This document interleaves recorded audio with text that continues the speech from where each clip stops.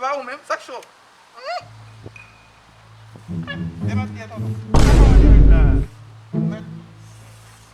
Quanto distância ou Demet liye tonton.